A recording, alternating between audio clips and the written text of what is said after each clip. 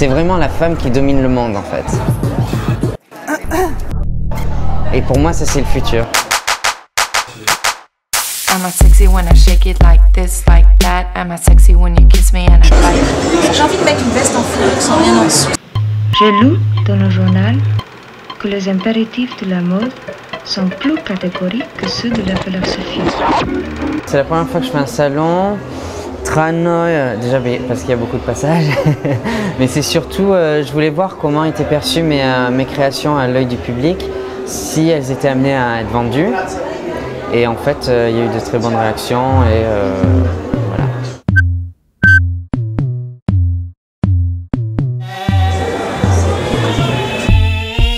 Ce que j'ai essayé de faire, c'était tout simple, c'était ramener la haute coiffure des années fin 80, début 90 au nouveau goût des années 2000.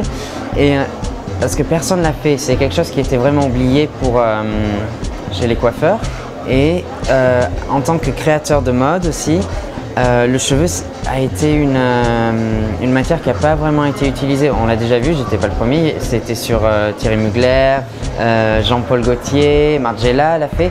Mais en tant que coiffeur qui vraiment expérimente la matière du cheveu, il n'y en a pas eu.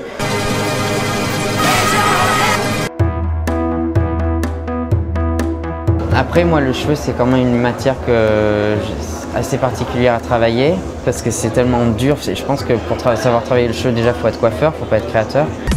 Je pense que mon identité est née quand les créateurs de mode, d'autres créateurs de mode commencent à utiliser du cheveu. Tout le monde dit « ça, c'est Charlie le Mandieu », alors que ça ne l'est pas. Et je pense que mon identité s'est créée à ce moment-là, en fait. J'écoute énormément les gens et j'accepte ce qu'on me dit, mais je sais que je ne sortirai pas trop de ma bulle non plus. Les créations me représentent tellement, c'est vraiment ma vie en fait.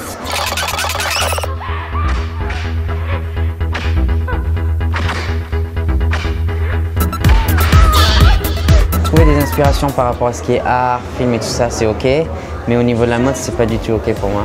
Si je vois quelque chose qui me plaît, j'aurais peur de l'avoir en tête et de vouloir recréer quelque chose qui y ressemble en fait. Ça sert à rien, je trouve, de suivre la mode. Je pense que c'est plus rigolo de créer quelque chose de nouveau. Et puis si ça plaît, tant mieux. Et puis si ça plaît pas, ben, tant pis.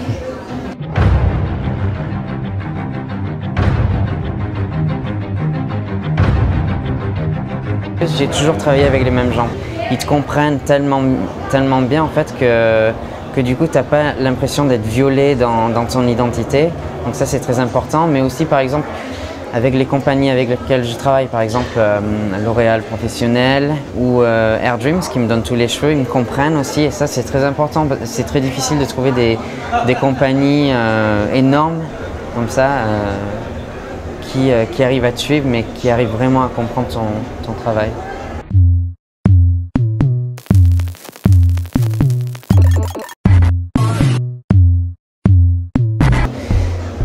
Je pense que c'est un travail de mode encore et le milieu de la mode où les agents et les pillards qui disent ouais allez, on va faire des trucs plus commerciaux, quelque chose de plus commercial cette fois-ci et je suis le seul à pouvoir dire non de toute façon parce que je suis le boss de ma marque.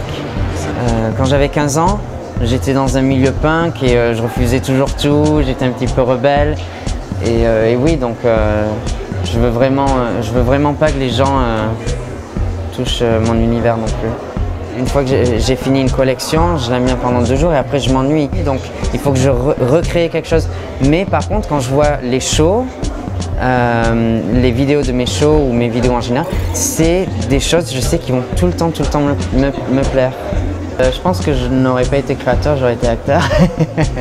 Mais si, j'adore, j'aime beaucoup être devant la caméra, ça m'amuse et je pense que ça fait rire les gens aussi.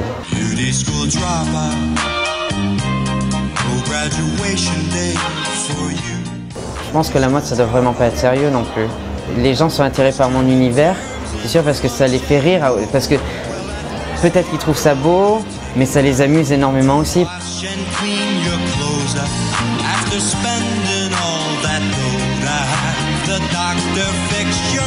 Moi, je veux vraiment pas qu'on me voit qu'on me voit comme un créateur qui fait du déguisement par exemple, c'est ça le risque.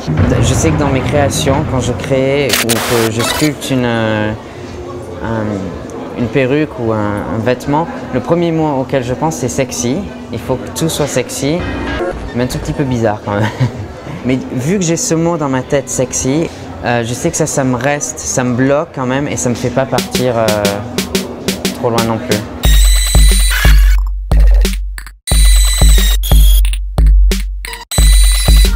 J'ai une image de la femme en fait, un petit peu monstre je dirais. La femme Mugler c'était la femme du futur. C'était une femme tellement de caractère, elle était punk mais elle était sexy, elle pouvait être sensuelle. Elle pouvait tout faire en fait. Elle pouvait être une alien comme elle pouvait aller au bureau travailler. C'est vraiment la femme qui domine le monde. Et pour moi ça c'est le futur. J'ai lu dans le journal que les impératifs de la mode sont plus catégoriques que ceux de la philosophie. Quelle est votre plus grande ambition dans la vie? Il faut que tout soit sexy, mais un tout petit peu bizarre quand même. Devenir immortel, et puis mourir. Sexy when I shake it like this, like that. Am I sexy when you kiss me and I bite you back? Am I sexy when I tell I got it all on track? Am I sexy, tell me baby, when I hump your cat?